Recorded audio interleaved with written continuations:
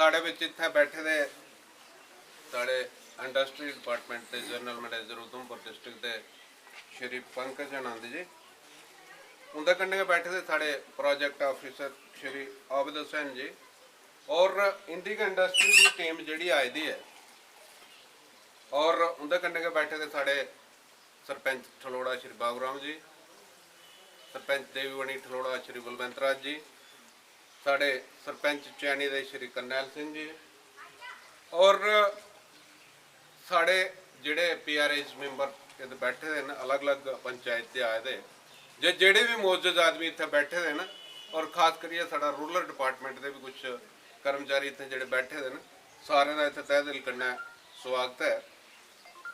कल तकरीबन 1-1.5 बजे फोन आया हा साढ़े BDO साहब का कि इंडस्ट्री वाले कन्नै थोड़ा लिंक होया और उन्हें आख्या कि इत्थे एक कैंपस करना है। तो मैं भी सोचा कि चलो बने पिछास भी चक्कर लाई जाचे ताकि लोगों कन्नै थोड़ा जहा बिंद बड़े दिन होइए मिले तो चलो रूबरू हो जाता बंदा। बड़ी सारिया अच्छिया गल्लां जिहड़ियां इंडस्ट्री डिपार्टमेंट ने असें दसियां और बड़े अच्छी जानकारी जिहड़ी थोड़े लोगों च भी थोई कि असें के प्रॉब्लमां पेश आउंदियां।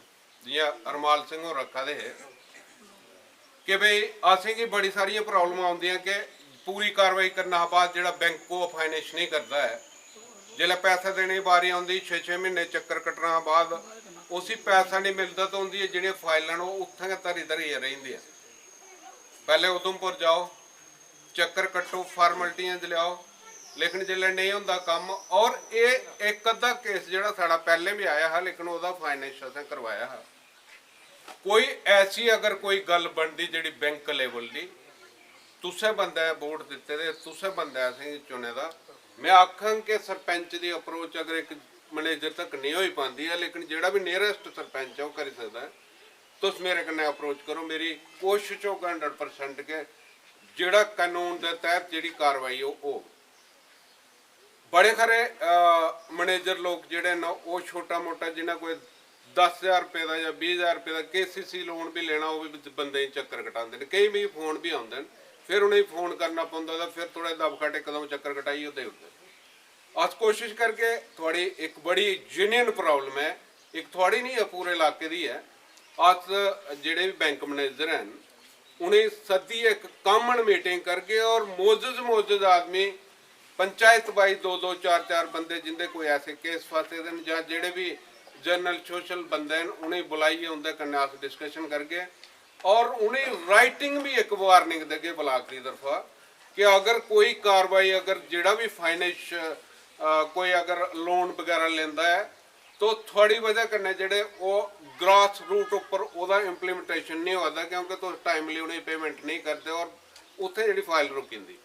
अस इंडस्ट्रियल वाले अगे भी डिपार्टमेंट अगे भी रिक्वेस्ट करके कि जिसले भी कुछ ऐसा केस सैंक्शन होता फाइल उन्हें हैंड ओवर करोड़ी, ओके करोड़ा भी तेरा केस सैंक्शन है और जाओ तो उस बैंक से पैसा ले लो।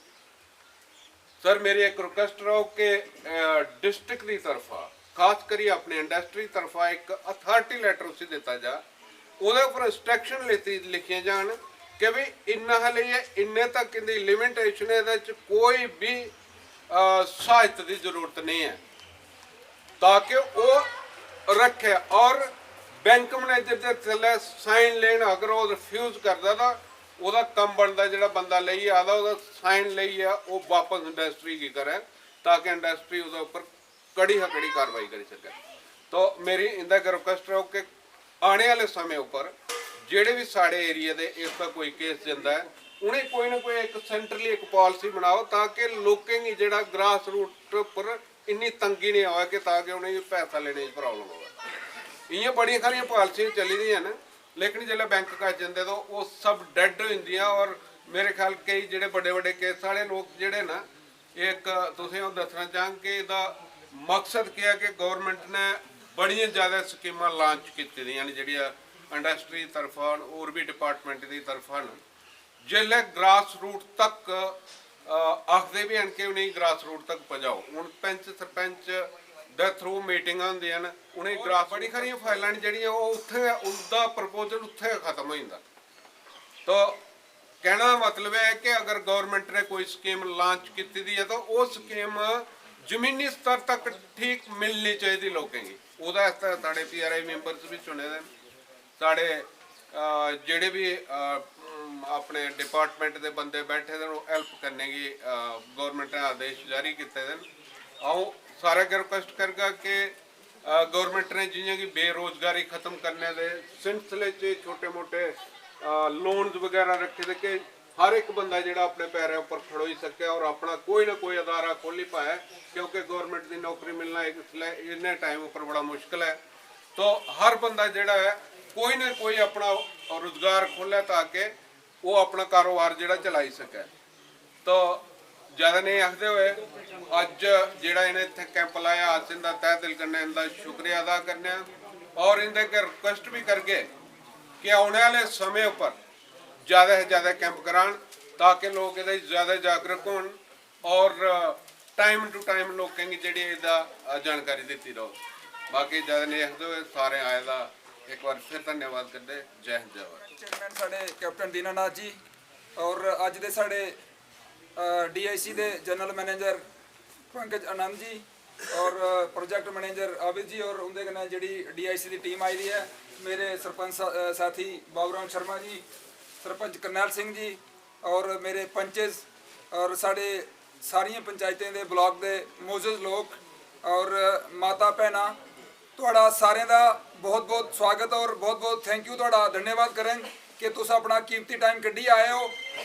पर मिगी नहीं लगता है कीमती टाइम तो है, लेकिन इस जेड़ा कीमती टाइम जेड़ा तुसें इत्थे कड्ढिया है उसका भरपूर फायदा भी तुसें गी मिलेगा।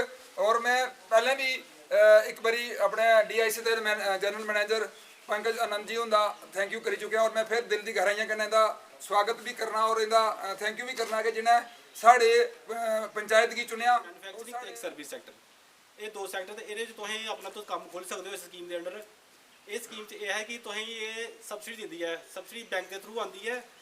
अस केह् करने अस तुंदा केस बैंक च पजाने तुंदा फॉर्म भरने तुसें अगर प्रोजेक्ट रिपोर्ट बनाने कोई प्रॉब्लम आवे दी है CA को मतलब चार्टर्ड अकाउंटेंट को अगर तुसें प्रोजेक्ट रिपोर्ट बनाते हो तो तुसें 2-3 हज़ार खर्चा आ जाता है। अगर तुस साढ़े को बनाते हो तुहाडी प्रोजेक्ट रिपोर्ट फ्री बनी जाती है। ठीक है, तो इस स्कीम के अंडर तुसें सबसिडी लभदी है। जिहड़ा जनरल कैटेगरी का बंदा है उसी लभदी है 25% रूरल एरिया ये, क्योंकि सारा एरिया रूरल एरिया आता है तो उसी 25% सबसिडी लभनी है। जोड़ा कोई रिजर्व कैटेगरी आ रहा है या SC ST या वूमेन उसी लभनी 35% सबसिडी। देखो सर्विस वाला उन्हें ट्रैक्टर को बना सर प्लीज एक यार है ना कोई डिफॉल्टर हस्बैंड डिपार्टमेंट खाली बैंक तो JK बैंक कोल इन्ना काम है कि वो दूसरा का काम नहीं करता। ਇਹਦੇ ਕਰਨਾ ਤੁਸੀਂ दूसरा कोई ना कोई ਇਹਦਾ ਅਲਟਰਨੇਟ ਤੁਪਣਾ ਚਾਹੀਦਾ ਕਿ बैंक PNB बैंक कोई या दूआ या बैंक कोई भी सर है JK बैंक नहीं काम करता सर। नहीं एक छोटा बंदा लीजिए जिन्हें 25,000 रुपया भी लोन लेना ना मांगते इतने बंदे 10 बैठे हैं जिनकी फाइलां ਉਹਦਾ ਕੋਲ ਖਿਦਮਤ ਸੈਂਟਰ पे दी बोलते ना कोई ਇਹਦਾ ਐਸਾ ਕਰਨੇ ਕਿ ਕਹਿੰਦੇ ब्लॉक लेवल पर ना बैंक मैनेजर ने इकट्ठी मीटिंग करिए, लोगों विच मीटिंग करिए, उन्हें सुझाव देने चालू करिए। ਇਹਦਾ कुछ ना कुछ करने अगर थोड़ा ऑब्जेक्शन होता ना इसी कोई ना कोई सोल्यूशन होता ढूंढना। और साड़ी इंदे के भी ये रिक्वेस्ट होगा कि जिसले भी तुसीं कोई पेपर बनाइए देंगे तो एक अथॉरिटी भी करने देन भी ये इन्ने लिमिटेशन तक ये कोई वो नहीं है ताकि आस उन्हें दसते हुए ये स्टैंप लाइए देन।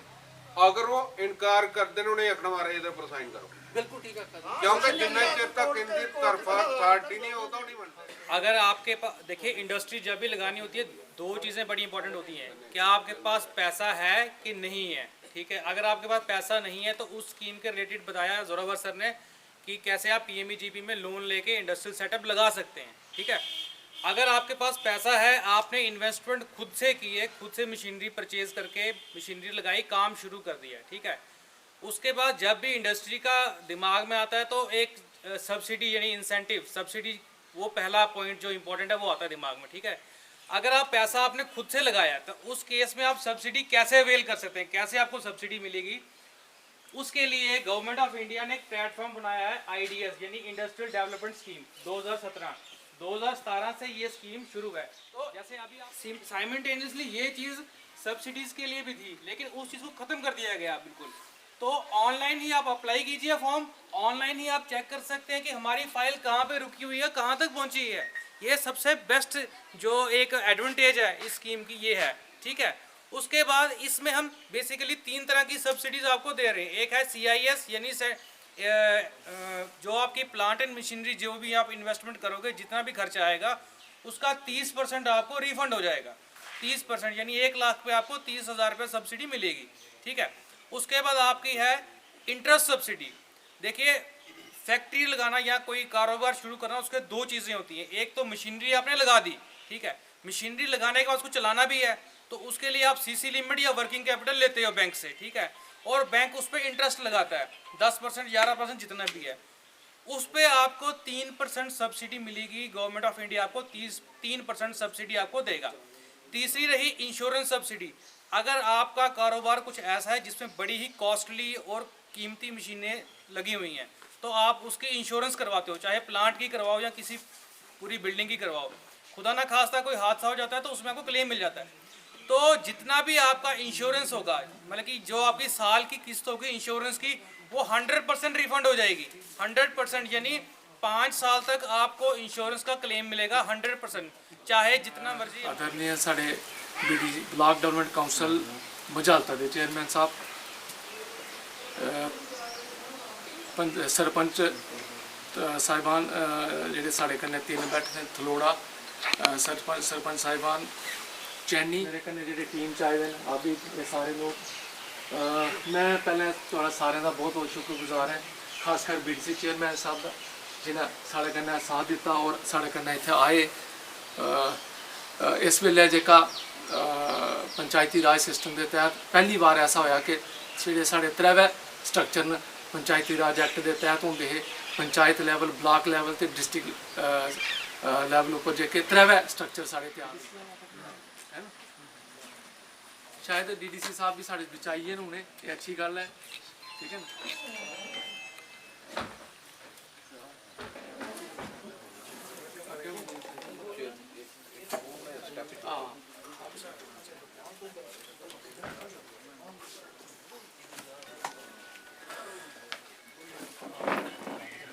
ठीक ठाक अस करा दे इंतजार, असें शुरू किया फिर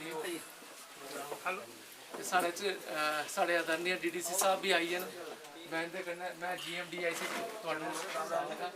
अस इंडस्ट्री का एक छोटा जिहा कैंप लाया इत्थै कि लोकें गी कम से कम इंडस्ट्री डिपार्टमेंट की स्कीमें का पता लगी है, ठीक है ना। बड़ा वेलकम है सर, बड़ा ठीक है ना। तो मैं फिर कंटिन्यू करना अपनी स्कीम, ठीक है ना।